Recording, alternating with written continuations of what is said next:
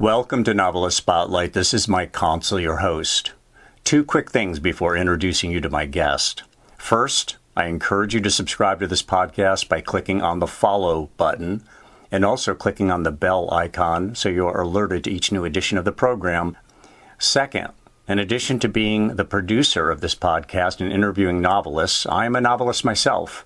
I've written 4 books, 3 novels, and 1 short story collection. In the episode notes, you will find a short link to my Amazon page and all 4 of those titles. Now, on with our program. In the spotlight is Ruby Peru, who, in her own estimation, is a sloppy workaholic, as well as an independent operator with a weird set of sleep habits and limited knowledge about pop culture. She drives a beat-up pickup truck, and some claim that she's a little bit of a badass. Studying under Kurt Vonnegut in the 1980s and David Foster Wallace in the 1990s. I mean, can you do any better than that? But lo and behold, it made her want to never be a writer. Instead, she wanted to be a person who surfs and climbs and looks cool on a motorcycle. But again, lo and behold, she isn't and doesn't. In other words, none of that came to pass. Instead, Ruby is ready, when you are, to write ever more meaningful things to ponder between the covers of a book. The first novel in her own name is titled Bits of String Too Small to Save. Her most recent co-release, along with Larry Vaughn, is a book titled Business Cards and Shoe Leather. Other than that, Ruby Peru has ghostwritten and co-written many memoirs for clients. On ghostwriting, she claims, "I am the very best at what I do for one simple reason. I am the only ghostwriter working for the public who uses humorous writing style to heighten and explore the events of your life." Ruby Peru, welcome to the program. Thanks.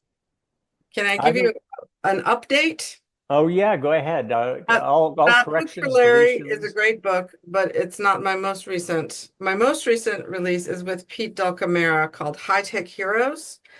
It's this really interesting book. It's called High Tech Heroes. Subtitle: Why Gen Z is Our Last and Best Chance to Save the Planet. And it's all about the pairing of searching for ways to alleviate like climate change and social conflict and stuff like that, and pairing that with like the most high-tech technology that's out there now, and how it's really up to Gen Z to sort of do it now. Now. They're the last Bust a move. Come on, kids. Bust a move. They're kids to me anyway.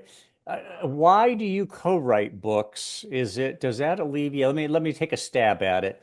Writing is a lonely endeavor, but when you do it with somebody else, now it's not so lonely. Why co-authors? Well, because I get paid for co-authoring books. Well, but that's your memoirs, those are memoirs, right? That you're writing for people. I write a variety. I write memoirs. But I also write, like High Tech Heroes is more of a business book. So I write whatever people hire me to write. I write a really wide variety of things. This year I'm doing 3 memoirs. So I'm back to memoirs after doing a bunch of like much more technical books for people. Now you're doing 3 of them. What are you capable of doing per annum? I mean, because I think on your website it says, and I'm not going to hold you to this because there's been inflation, but I think it's like a 3-month process or 3 or 6-month process, and it's 50 grand. It's 6 months and it's 50 grand. Yeah. I mean, and then, so how many a year can you crank out? Not that that's your only sustenance. I always write 2 books at once. That's basically like, I'm bored if I'm not writing 2. Sometimes if I don't have a second client, the second book will just be something that I'm writing for myself. So I typically am doing 4 projects a year. I don't have to, but you do, because you don't sleep. You have sloppy, you're a sloppy workaholic. You don't sleep well at night. So if you're not sleeping, you might as well be writing. Let me ask you about the memoirs, though. Those are very popular. I mean, biographies, autobiographies, memoirs have always been really popular. What got you? I mean, there's so many people who write fiction and nonfiction for basically peanuts. You don't, most books don't sell very well. You actually get paid to do the writing.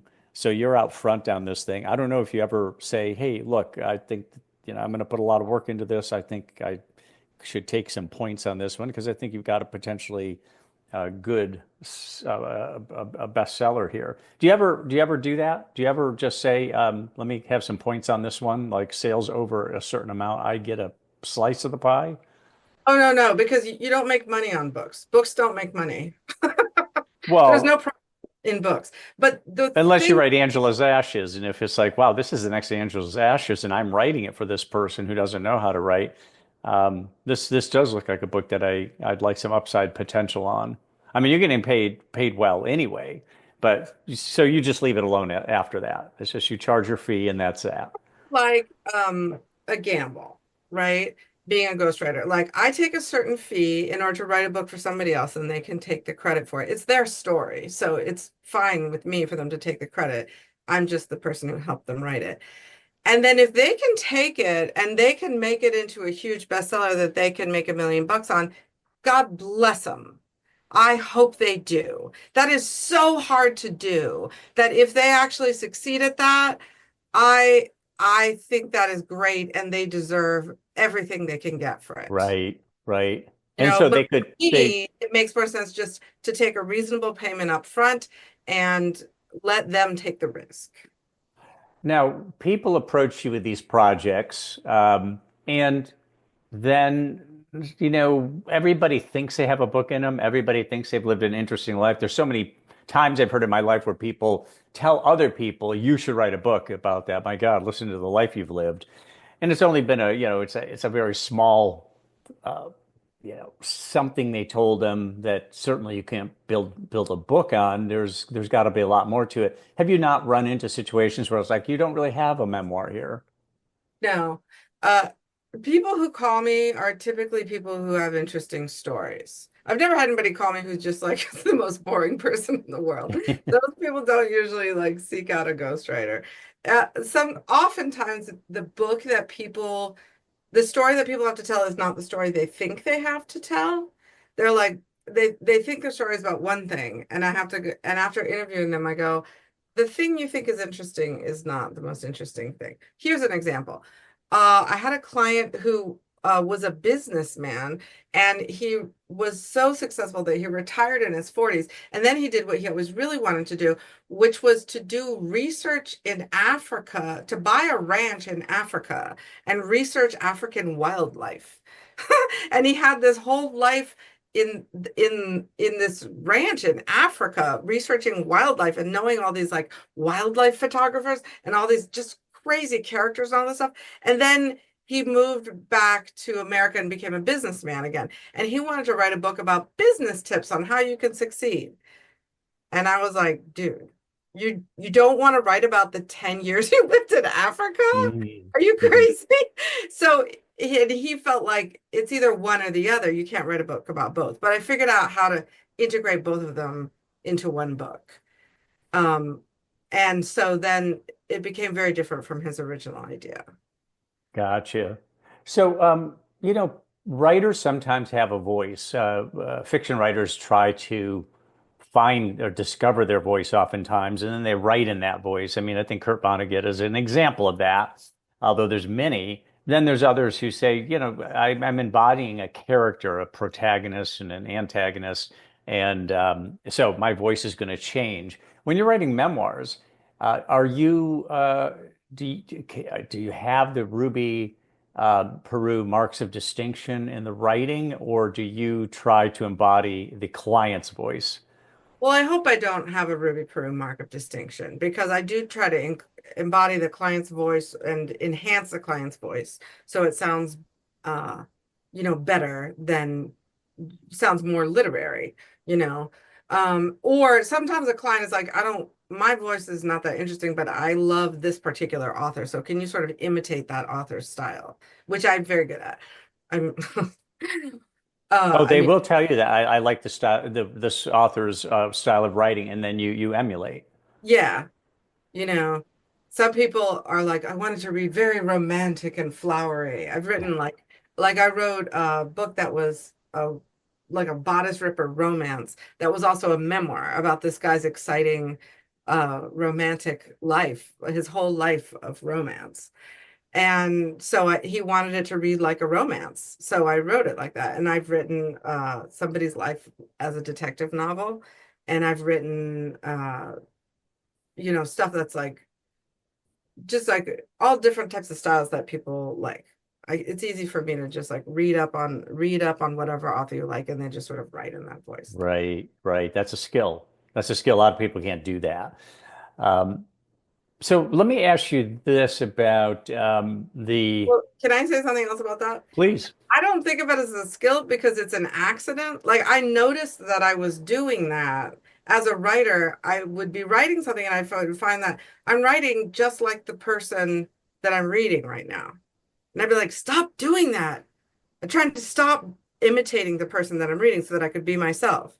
And then I realized, oh, it took me many years to realize this is actually a skill because I was trying to stop doing it. But it just sort of was natural to me to just like immediately imitate whoever it was that I was reading. So then I decided to try to turn, turn Well, it into an asset. yeah, for sure. Well, I can tell you that back when I was a newspaper writing and reporting coach, I would used to tell the reporters that, look, if you work for Business Week magazine, whether you write to their style or not, you're going to be writing their style because editors are going to turn it into your style. So the trick is write it to their style, write it in that style. A lot of them can't do that; they just can't. So that's why I called it a skill. But because I think a lot of people have one way Both of a writing skill and they and an can't vary asset. it. Yeah. What are the motivations of your clients for wanting to have a memoir produced? Is it, Well, I mean, is it sometimes for posterity? They have a life story to tell and they want their children, grandchildren, great grandchildren to read it. Or there's a few categories yeah, of people. Like one, uh, on the one hand, you have people who are not memoir writers, but more people that I call thought leaders that are more like scientists and people and business owners, oftentimes like a business that's based on a science. And they want a book because the book is part of their business. So the book doesn't, going back to where I said books don't make money, the books typically don't make money on their own, but they can contribute to a larger business that makes money and that the book enhances. So that's one category. That's not a memoir category. And then you have people, yeah, people usually older people who want to write a book for posterity so that their family members will know everything that they lived through and know like their family history. And sometimes they release them publicly, but usually they don't. They just want it for their family. And then you have people who have been through a really rough childhood and they've been through a lot of just dealing with it in various ways. Some people, go to therapy and deal with it that way. Some people deal with it in by just making up their own way of coming to terms with it, and they get to a point where they've so come to terms with their rough childhood that they really want to write a book. They really want to put it down. It feels like the end of an era for them, and they need to write it down in order to finish this process, this psychological process for them. And so that's a big, probably all three of the books I'm writing this year fall under that category. mm. Now you have a process as well, which you outline on your website. You're saying that a book writing process it's a 6 month experience, and it breaks down like so. That first, let's take these one at a time. The first month, the client needs to set aside 30 to 40 hours of recorded online interviews. So you are what? Skyping? Well, Skype just went out of business, I heard. You're Zooming with them or on Yeah, Teams. I do it as a Zoom call usually. Some people want to interview in person, which I can do, but it's usually easiest for people to do it as a Zoom call. And we usually it's like an hour a day. Just do your schedule, set your schedule up so you have an hour a day to spend with me. And we talk about whatever your story is. And I have all those interviews, recorded and transcribed. So then I can go through and I can How do you find. control the interview though? I mean, no doubt you ask a question sometimes and a person's meandering off into the wilderness and you have to bring them back. Do you say anything up front about this is how I want you to be thinking about answering these questions, or how do you control it? Well, see, in the beginning, the interviews are just me getting to know the client. So I don't want to control them. I want to let them be themselves. And I just let them start giving me all their information. And then I start going, okay, where's the book here? What is interesting here? If it's a memoir, I'm looking for a personal transformation. Where's the interesting transformation where you used to be this way, you went through a certain experience, and now you're a different way? That's sort of the general idea of a memoir. Or or whatever the book is about. I'm looking for the book as I listen to them. And then as I start to realize what the interesting parts of the book are, I start to guide them and go, okay, I want to talk more about this, or I want to talk more about that. And usually people are pretty, obedient. They answer whatever I ask them to do. But you don't want to let an interview go on too long because um, people just start to babble randomly. But for the first hour, usually people are pretty focused. Okay, so that you've done your 30 to 40 hours with them. Then after that, they get to go on with their lives while you go to work. You end up compiling and organizing information into a compelling book synopsis to present to the client. So, um, how often is that process one where they say that looks great versus somebody saying, gee, I don't really want to be characterized that way, or I think you're missing the point, or what have you? Uh, they always think it's great. They do. Okay. I mean, because I often give them a lot of options, and we talk about all that during the months when I'm doing the interview. So by the time I've done all those interviews, I know how they want to be characterized. And so I'll present it as, okay, we could start with this scene and then we could backtrack to the beginning of the story and then go forward from there. Or we could tell it in alternate timelines where it's like your life as you're growing up versus your life now, back and forth, because there's something interesting to contrast. Or we could do this and this, and I'll present a couple of different options for how to structure the story and the advantages and disadvantages of the different structural options. And usually this is my clients hire me because they don't know how to do this stuff themselves. Mhm. So they typically are enjoying having all these choices and they pick the one that they like the best. And it's a very when I write for myself, I'm not this organized.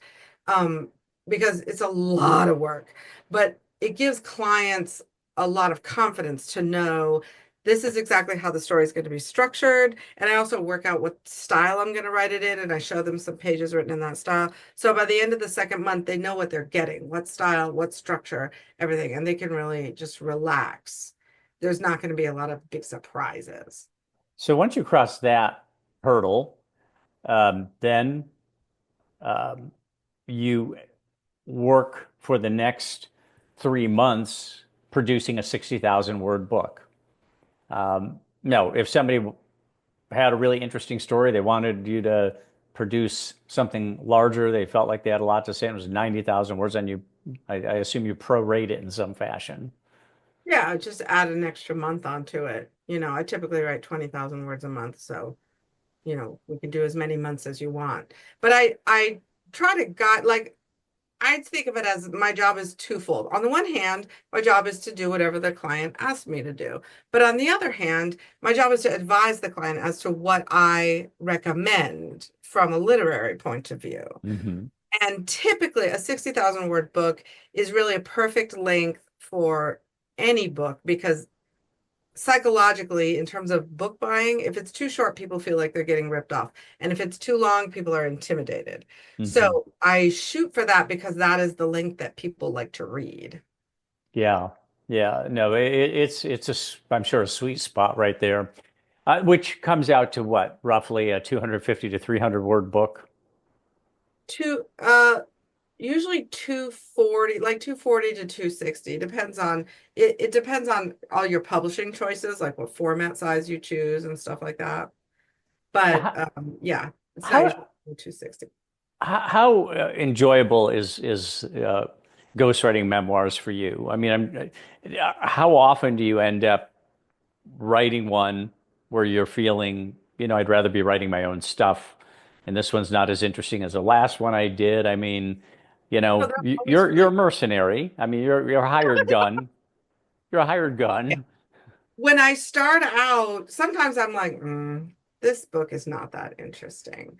But I have to find a way to make it interesting to the reader, which also makes it interesting to me. So that's part of my job, especially during the second month.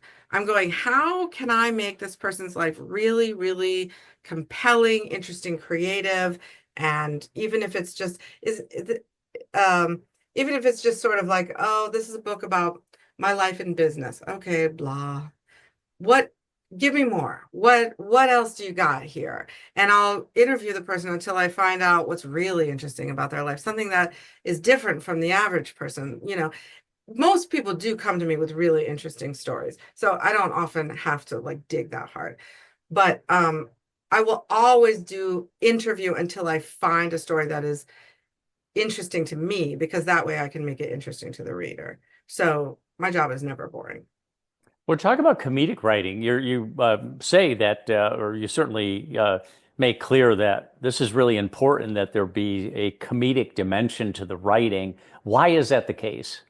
Well, humor and comedy are not exactly the same, but um, the people who hire me are people who can laugh at themselves, who like want their book to have a sense of humor, and usually a sort of self-deprecating humor. It's very helpful in memoir to be able to mock yourself, because you don't want to be the hero of every story in every chapter. It's quite boring, Hmm. right? You need to be able to show that you've grown through life, which means you have to show some things in your past that maybe are not your best things, so that you can show growth. And so you have to be able to laugh at the things that you've done in the past.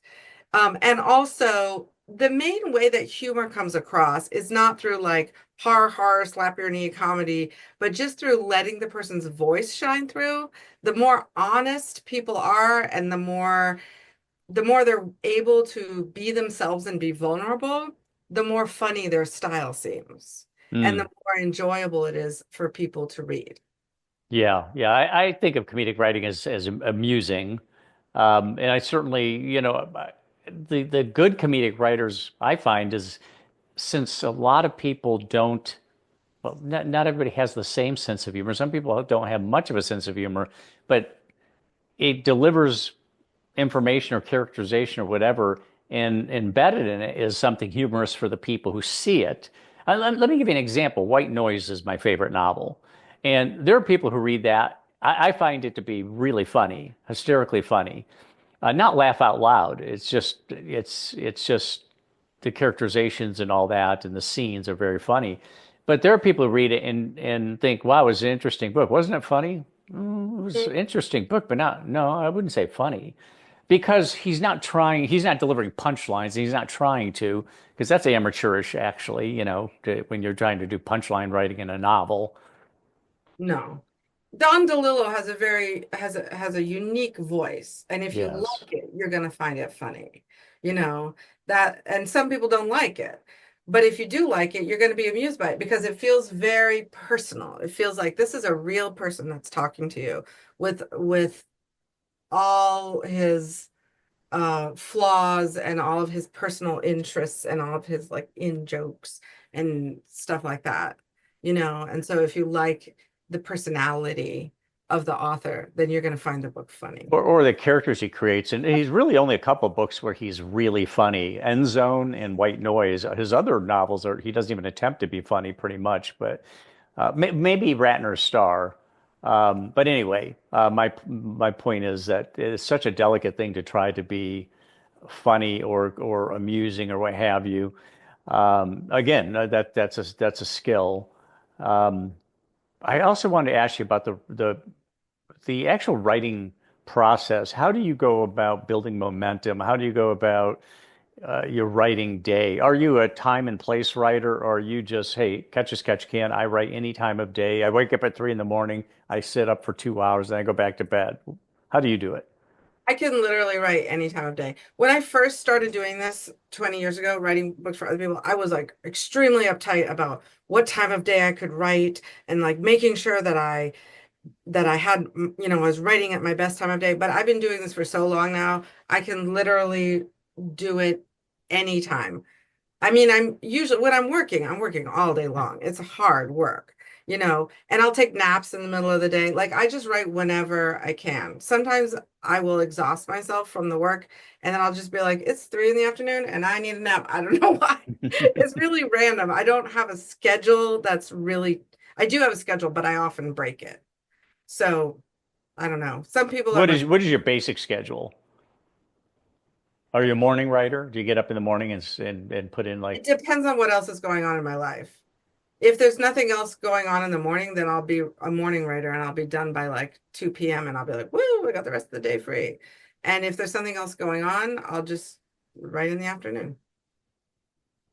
so when you call yourself a sloppy workaholic, is it kind of what you were just talking about that you work a lot, you work any time of day, but there's no real, it's very loose, no real schedule to it. You don't have a lot of structure to it necessarily. Uh, yeah, I mean, a lot of people think that writers are these people that are like kind of obsessive compulsive, like they have to be like, oh, I only write with a certain type of fountain pen and I'm only in like my office at a certain time of day. And writers have that reputation. I'm not like that.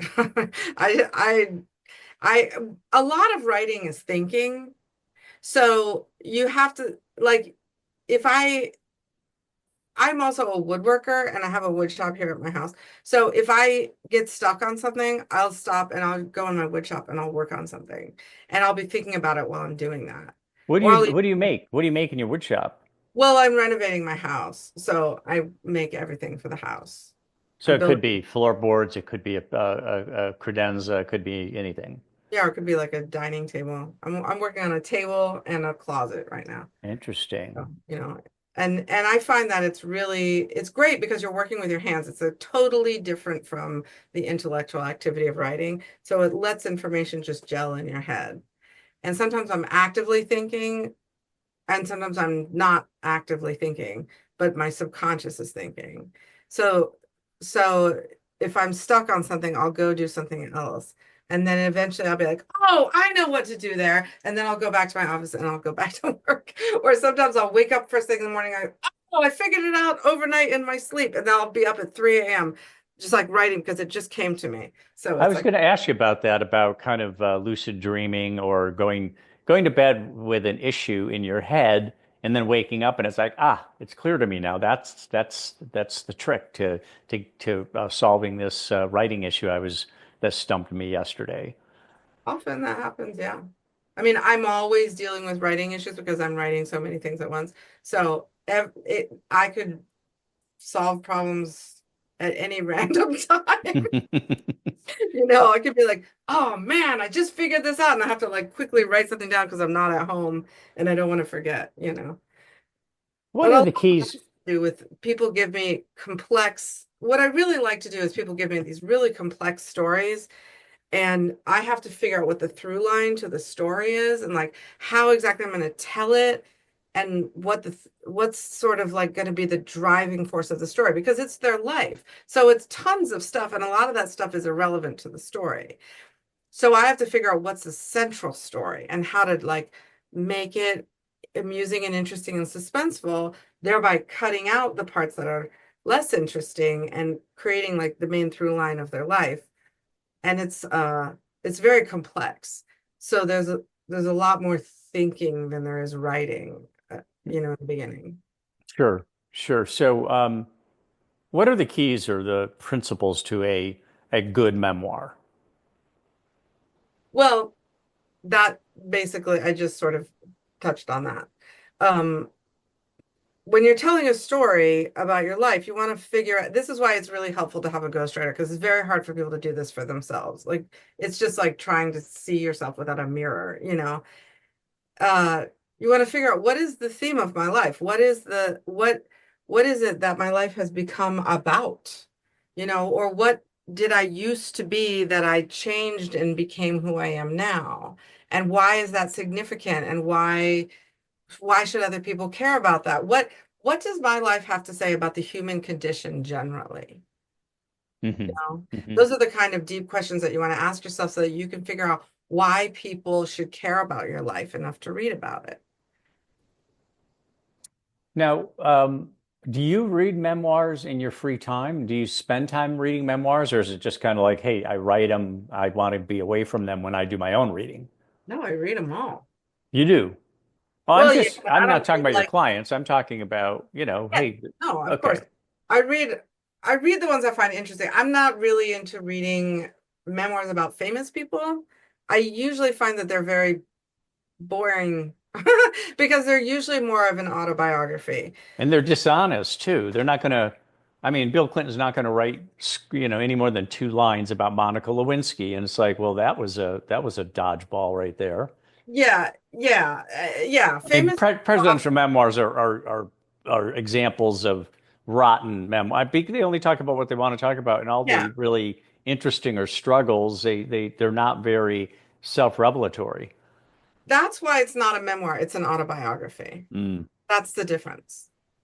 Okay, there's your distinction. Okay, can you say a little bit more about that? So, Well, like yeah, I go was ahead. before, a memoir shows a transformation or it's not necessarily about your whole life. Typically, it's not about your whole life. It's about some aspect, some part of your life that you really want to talk about, and some part of it that really affected you deeply, that showed something significant that is interesting to other people because other people can resonate with it, right? It's about being human in the world and a unique experience that you had that gave you some kind of understanding of life. Yeah. Not, whereas by contrast, an autobiography is like, I'm a famous person. Here's all the stuff I did in my life. 1, 2, 3, 4, 5, 6, 7, 8, Here's all 9. the name dropping.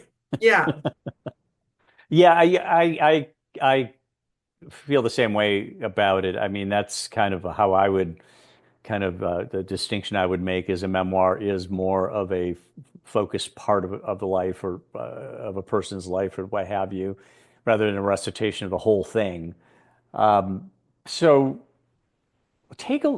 stop and think about a guy like Russell Baker, the former New York Times columnist, who wrote a memoir that won the Pulitzer Prize called Growing Up. And he wrote this when he was young. I mean, he wasn't famous as a New York Times columnist yet. And one of the things that I found remarkable about it, are you familiar with that one, No. Ruby? Anyway, the thing that's remarkable about it is that there's nothing all that remarkable about his life up to that point, but it's engaging, it's well written, it's engaging, it's not a big book. It probably fits your kind of word count, probably a little bit bigger than that, maybe about 300. And he wins a Pulitzer Prize. And I'm thinking, this guy has not lived that interesting a life, but he tells it with such nuance and feel that it was recognized that way. And then he wrote years later, wrote um, a another one, a second memoir called um, The Good Times. Now, I hope I don't have these backwards, but he didn't. He only wrote a couple of books. I think they were just the 2 memoirs are pretty much it, other than maybe a collection of his columns. And that's part of what I found remarkable. That's kind of magical about a memoir is it doesn't have to necessarily. You don't have to live the most interesting life. It's just you have to be able to tell about your life and have instances that people really kind of engage with. You Yeah. might check that. Russell Baker, yeah, just a great career as a newspaper columnist and all that. But you might check that one out sometime. Um, but I mean, you can relate to that. You're taking people's stories, and I'm sure oftentimes it's like, hey, look, you're not lighting up the sky, but I can make this thing work and make it something that people want to read. Yeah. It's telling the story of an, just ordinary life is interesting if you see if you depends on how you view your life, like showing your unique viewpoint and the things that you noticed about the world growing up make it interesting to talk about growing up. because different people notice different things. And if what you noticed is interesting, then you're interesting. You know, some people I interview are like, I don't even remember my childhood. I didn't notice anything interesting. Okay, well, we're not going to go that direction then. But some people remember everything about their childhood, and they remember the characters, and they remember the weather on the day of their baseball game, and they remember every little like detail of the events of their childhood. And that being able to remember that stuff is just golden, because then you can really write an interesting memoir on it. It's a skill to be able to, I don't know if it's a skill, it's a thing that some people have, that they can remember stuff with that much detail. And if you have that, it's great to be able to write a book about it, you know. Yes, yes. Just to be clear with our listeners, Growing Up, I just looked up Russell Baker's book. Growing Up is his first memoir, the one that won a Pulitzer Prize, and then that was followed like many years later by The Good Times. So I got the titles basically right. Now, what about? I have to ask you about Kurt Vonnegut and David Foster Wallace. I read Kurt Vonnegut's bio. It was a biography written by somebody else called And So It Goes. Loved it. Very engaging biography about him. And although I have to say I liked him better as a person before I read it than after, but it wasn't like I disliked him. What a great, what a great person to study under. Talk about Kurt Vonnegut. What was that like, and why did he and David Foster Wallace discourage you from wanting to write? Because they were both tortured souls, I mean, Well, I knew David Foster Wallace was, but Kurt Vonnegut was as well, well, he was a cranky old man. huh? I mean, he was cranky as hell, and he was always angry about something. I mean, most writers, if you meet them, you don't want to grow up to be them. So this is consistent with what I said about his biography, but Yeah, in that biography, they did say that one of the things he did in writing classes that students appreciated, they said if they'd bring him an idea, it could be as outlandish as they wanted, and he would say, and he would tell them to go for it. He wouldn't say that sounds ridiculous or too off the wall. Of course, Kurt Vonnegut's writing was very much abstract or off the wall or certainly flamboyant. Um, so he was given to that kind of stuff. So students appreciated him in that regard, according to the biography. But as you say, he was okay, cranky. And did he give good advice though? Did you feel like he gave you some new tools or perspectives? well, he talked a lot about structuring stories. You know, he talked a lot about building suspense and building story structure, which is handy because his plot lines are really simple, you know, Hmm.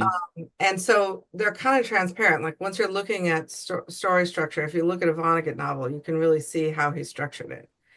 Um, and so that's something that he did a lot more work on that type of stuff than on like nitpicky developmental editing.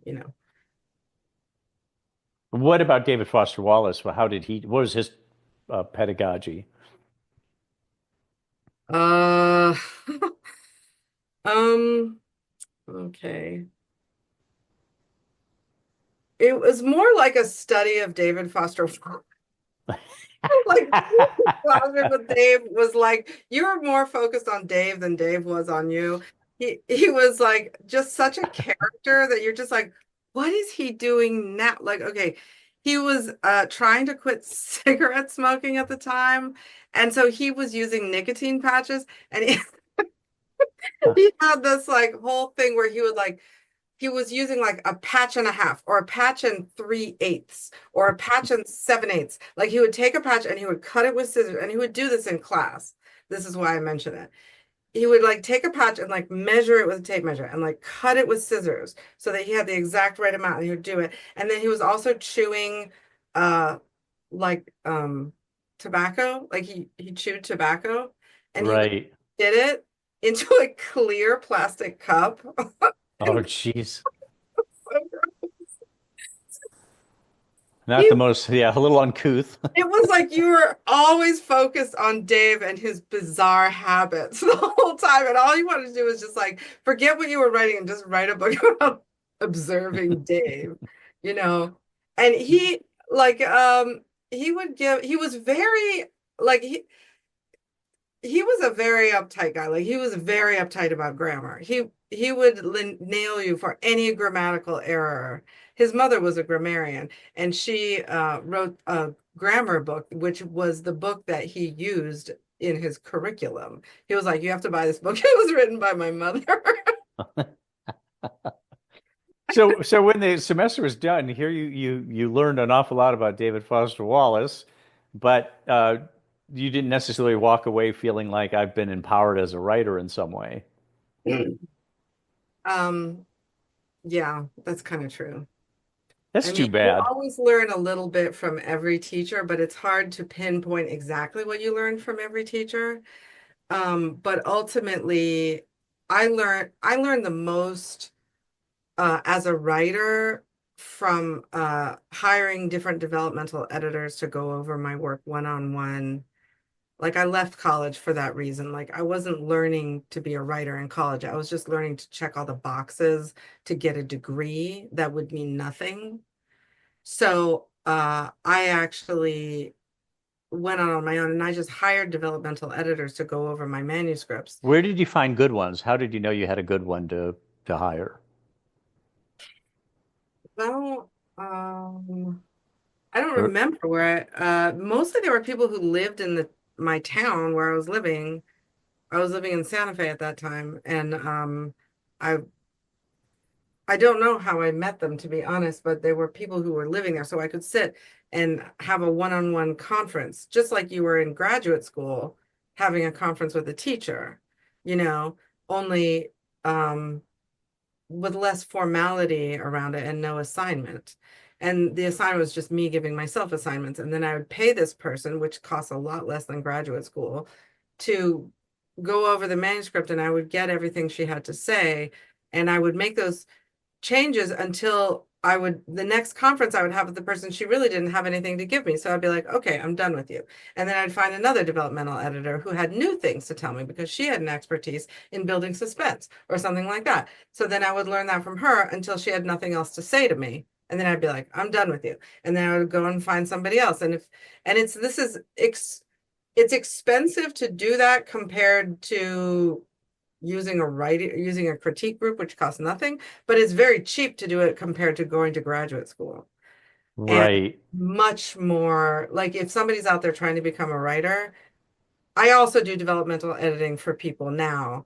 And most people don't want to do it. Most people are like, I'll just hire you to ghostwrite it because being a writer is hard and becoming a writer is hard work. It's difficult. You have to want it. You have to be born to it. And I did, and some people do, and if they're willing to like listen to what an expert has to say and follow instructions and improve their work and rewrite it and do it again and keep working on something until it's better and better and better, you will get better. That's how you get better. So what about you as a developmental editor? Somebody brings let's say a manuscript to you, a perspective novel. What can you tell us about that? Either how you work or what the most common problems you find in people's writing? A lot of people are still following instructions they got in junior high. Like a lot of people still think, oh, you should put a lot of sensory detail in everything you do. And stuff like that, stuff that you learned in creative writing class when you were a kid. That that is not how you do it. That's kid stuff. Those are exercises for learning how to describe stuff. That's most people don't understand that the psychology of reading. Two things about readers. One, readers are analyzing the characters as they go. Readers are like miniature psychologists. We as readers, we are all analysts. So when you're a writer, you don't want to do the analysis. You want to present the character and the plot and let the reader do the analysis. So if somebody Right. a narcissist or something like that, don't tell the reader they're a narcissist. Describe the person and let the reader figure it out for themselves. So you have to give the reader the opportunity to interact with the book and not do all the work for the reader. Right. You know? Yeah. Yeah. Yeah. Just like, yeah, you see that in movies too, poorly made movies where the dialogue tells you the whole story instead of letting the motion pictures and dialogue or whatever narration might be involved in it as well, reveal it. So Yeah. here, here it is. We're going to tell. It's just like at the end of one of those cop shows, and you hear the sirens in the distance. Somebody's pointing a gun, and tells them the whole thing. Tells them the whole how they pulled off the Exactly. whole crime. Yeah. Well, okay. I mean, maybe it's okay for a show like that, but now you got 300 pages to work with, so you've got an opportunity to do something more artistic. So. What was the biggest contribution to your education in terms of it? What did you learn from your developmental editors that was like a eureka moment or some kind of epiphany where it's like, that's going to change my whole approach? Oh, it's not really like that. You don't learn one thing. You learn a million tiny things and you don't even realize what you've learned until suddenly you're writing and your editor is like, I got no notes. This is good. This is unputdownable. Mm. You're like, I don't know how I did that. Have I always been doing that? And then you think back on your previous manuscripts and go, no, I haven't always been doing that. I just learned a million tiny things and now they're all working somehow.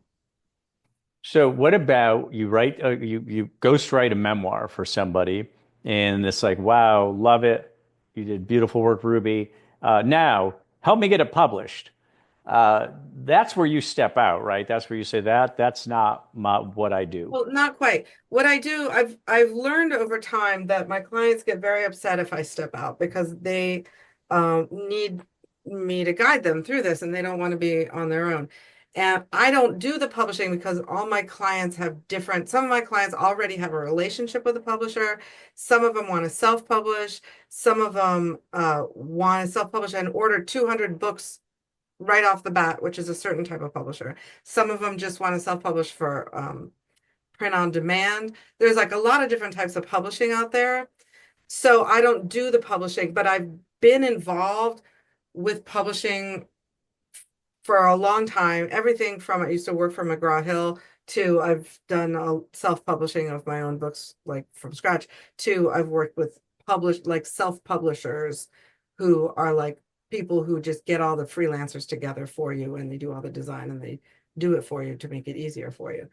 So I've worked with all those different types of people. So I act as a like a consultant, and I'll point you towards the right types of publisher for you, and I'll be on call. So if you get if you're like, what did they mean by this? And I'll tell you, or if you need me to talk to the publisher, I'll talk to them and I'll write a book description for you or write the back of the book copy. Like I'll help however I can. But you have to, like the client, based on whatever the client's goals are, they're going to choose their own publishing style. And if they want to apply, if they want to try to seek out a publishing agent to get commercial publishing, and if I think that the book is a good candidate for that, I'll write them a query letter and I'll teach them how to do that. It could take you years to find somebody. So I'm not going to do that for you, but I will teach you how to do it. So I just help people down the path of whichever path they want to go on. Mm-hmm. Mm-hmm. It's So, also important because there's a lot of ripoffs out there. Like since self-publishing became a thing, there's a lot of scams. So I right. can help people avoid that. Yeah. Oh, yeah. There sure are. Um, Talk about your novel, Bits of String, Too Small to Save. What is the premise? What can you tell us about your novel? And I'm curious whether you have another one in the works or not, but let's start with this one. So so Bits of String Too Small to Save is a kind of an adventure coming of age novel that's kind of got shades of Alice in Wonderland to it, where there's a concept of going through a portal to another world and then having to like go on a big adventure and save the world. And it's sort of a classic storyline, but there's a lot of subplots that are woven in. So it's much more complicated than a typical adventure story. And it's actually for adults, not kids, just because the language is adult level, the plot structure is complex, the sentence structure is complex. So while some of the characters are kids, and while it is an adventure, and while it is also kind of a coming of age, it is actually a book for adults. But I wrote this book. This book is not for everybody. Some people love it. Some people are like, oh Lord, not for me. And the reason is because it's I didn't write it with a commercial publication in mind. I wrote it it started out as an exercise and then it became a book because I was trying to experiment with what if I was always having fun while I was writing 100% of the time. So that's why it's very creative. There's like talking animals and made up languages and just the minute I stopped having fun, I would be like, okay, got to invent a new character, got to bring in some crazy dialogue or something like that. There's a lot of dialogue in it, which is why I made it into an audiobook. It's a dramatized audiobook. So it's like a radio play. Uh-huh. Um, Gotcha. because there's so much dialogue, I got all these different actors, to do it all. So it's very creative and very like, what is going to happen next? Nobody even knows. You And didn't even know, right? Because you didn't outline it. You I did probably, not. No, yeah, so I did you wrote not it write. organically. Correct. I did not write this book the way I write books for clients at all. I wrote it just like free form, fun, not, and it took me years to take all the stuff that I had written and then organize it into a bunch of subplots that actually come together at the end because it was all over the place. And then I realized that things were happening in different pieces of time and that they didn't go together and I had to like change the ages of characters and change the time frames when things happened. Like it was a very messy writing style. But the result is a book that some people find incredibly interesting and some people don't like at all. Right. Yeah. Well, yeah. Not everybody's got their different taste. Are you working on another novel now? I'm working on a Southern novel. What can you tell us about it without giving it away or jinxing yourself? It I don't know if you're superstitious. I'm not at all. Um it's about I'm a big fan of Southern novels, and this one takes place in Louisiana, and it has a lot to do with the unique quality of Louisiana, um, including a lot of the cultural stuff that's there, like voodoo stuff. There's a lot of West African influence, there's a lot of French influence. There's also a big phenomenon that a lot of people don't know about of Bigfoot sightings in Louisiana. So it brings in a lot of really unusual things about Louisiana to make a book that's extremely place-based.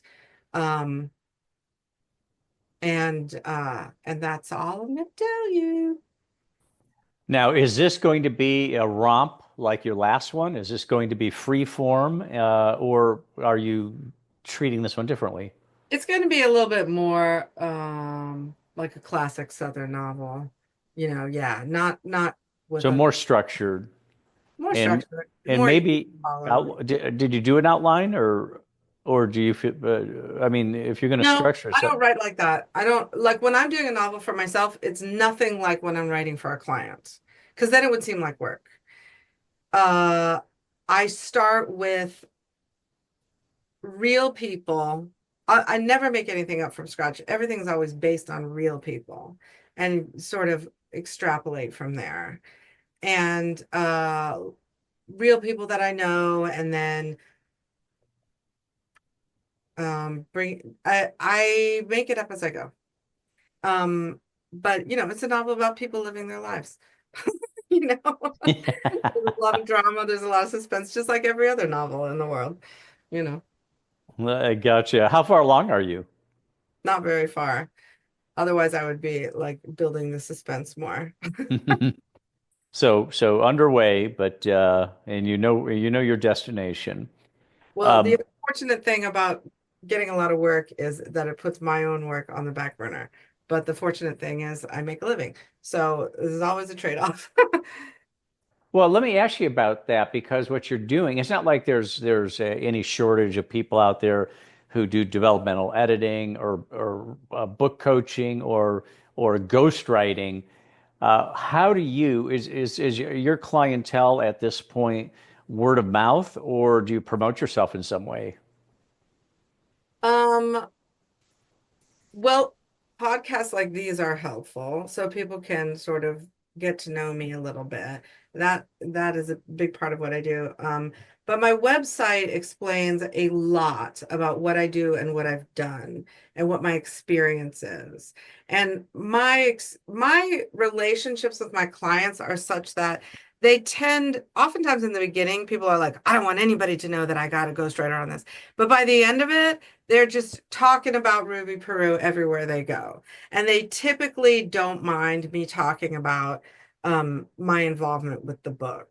So that's why word of mouth helps. And that's why I'm able to show people a lot of the work that I've done and let them read it. Because my clients typically don't mind. They understand that it would be very difficult for me to promote myself if I didn't do that. And I'm usually friends with my clients by the end of the process. So, you know, that helps a lot. Now, you Um, used to live in Santa Fe, you said. Where do you live now, if you don't mind my asking? I live in Portland, Maine. Oh, Portland, Maine. Okay, beautiful Portland, Maine. Um, so you and Stephen King get together for a beer and a Yeah, Red we Sox have baseball game once in a while. Yeah. I Um, have heard I'm a musician and I buy my strings at this music store. And I've heard that Stephen King also is a musician and he also buys musical stuff at that same store. So I keep going in there hoping to run into him. yeah, he's a guitar player. I think he played in a band with Dave. I may have this wrong, but he played in a band with Dave Barry and a few other guys. And yeah, I think I know he likes heavy metal because there's that famous story about somebody they changed the format at the radio station from heavy metal, which he liked to listen to, or rock music anyway, to country, and he didn't like that. So he bought the radio station and turned it back to a hard rock station because he'd be blasting. He's one of those guys who will listen to loud music, hard rock music while he writes. At least he used to. He's, we change over time. How have you changed over time, Ruby? Your writing as you've gotten more experience, as you've gotten older. How do you see your writing has changed? How do you foresee it changing along the way? I'm speaking to your own writing. Oh, my writing about my own fiction? Yes. Um, yeah, well, what I do when I write is I'll write like something will come to mind. Like typically it's a person that I know that I'm like, oh, that is an interesting story. Because I write memoirs for other people, I'm interested in telling other people's stories. It's just become the thing that I do. So when I'm writing what feels like a novel, it starts out as writing someone else's memoir. And I start writing about this other person's life. And so I'll write some pages. And then I'll go, now this is an interesting part right here where they're living in this house that they think is haunted or whatever it is. And then I go in and I expand on that, on the haunted house part of it. It's like I'm doing surgery on the thing that I wrote. I go in and I expand from the inside. And then I find another, then I look at the whole thing and I go, now this part I think is interesting. And I go in and I may expand it with truth or I may expand it with fiction. But I'll find another part of what I wrote that I think is interesting enough to expand upon. And then I'll write more about that and I'll expand on that. So the story expands from the inside. That's the way I do it. I've developed that technique over time. I've never read of anybody else doing that, but that's what I find interesting. The expansion method. Uh, The patented Ruby Peru plot expansion method. there we go. Maybe too many words. You'll take a pen to that and edit it down, I'm sure. Sharpen it up a little bit. Um, what kind of pickup truck do you drive? I had a Ford Ranger, but I crashed it. Ooh, I actually don't have a truck right now. ah. Well, because you're in woodworking and all that, I was going to ask you, do you actually use the bed? But you probably did because you'd be picking up wood, lumber, whatever. that you were Yes, going to work with? although I think I'm going to buy a van instead of a truck because it rains so much in Maine that everything you put in it just ends up getting wet and it makes a giant mess. Yeah, there you Mhm. go. Ford Econoline van or something like that. Yeah, in New That's perfect. Mexico, a pickup truck was perfect, but now here it's like this Yeah, pain. things are wet. Things are wet. Hey, and by the way, Ruby does, to our listeners, the URL to Ruby's website is in the episode notes, but it's very simple, rubyperu.com. And she does really elaborate on what she does for a living and how she would work with you. So there's good information there, and you can learn more about Ruby on the website. So Ruby, thank you for taking the time. I don't think I've ever done a podcast quite like this one. So I've broken new ground with you. I You're really welcome. appreciate you taking the time. It's my pleasure, Mike. Thank you so much for having me on here.